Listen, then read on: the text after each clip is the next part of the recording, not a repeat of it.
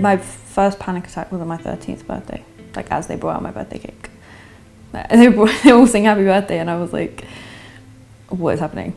I couldn't breathe, like I felt like I wasn't there. That was the start of all her issues because I think she just couldn't cope.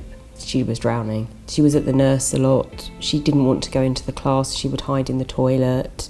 It was a struggle. I just kind of had this weird anxiety in all my classes of being like trapped. So I just felt really panicky, like I didn't really know what it was.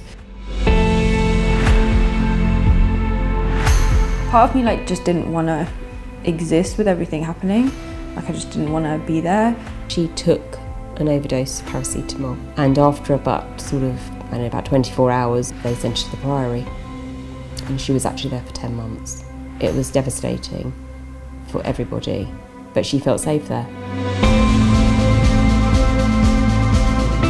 I have borderline personality disorder.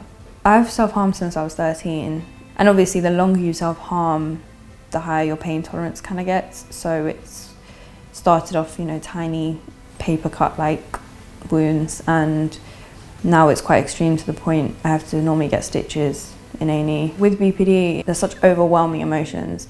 It's really hard to explain. We feel emotions a lot more than other people. Like your whole body feels it. And until you get a release, it's going to be really hard to do anything else.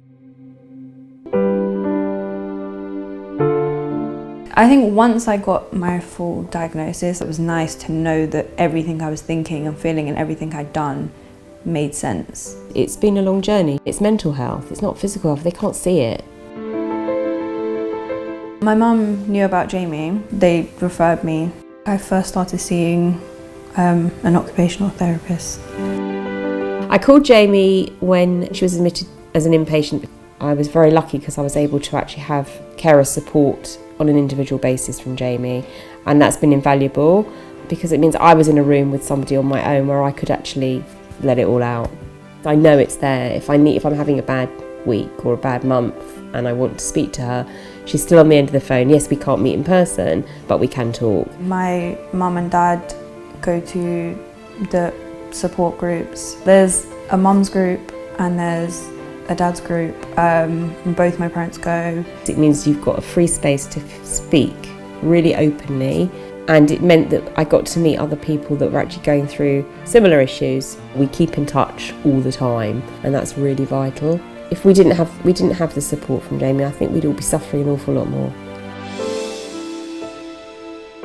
Jami is just a safe space for the Jewish community to go to if they're struggling with mental health problems. They have so many different resources and they're just really supportive and accessible and understanding. It's not just the people struggling, it's family members, partners, whoever is around them. And I think it's something really important in our community.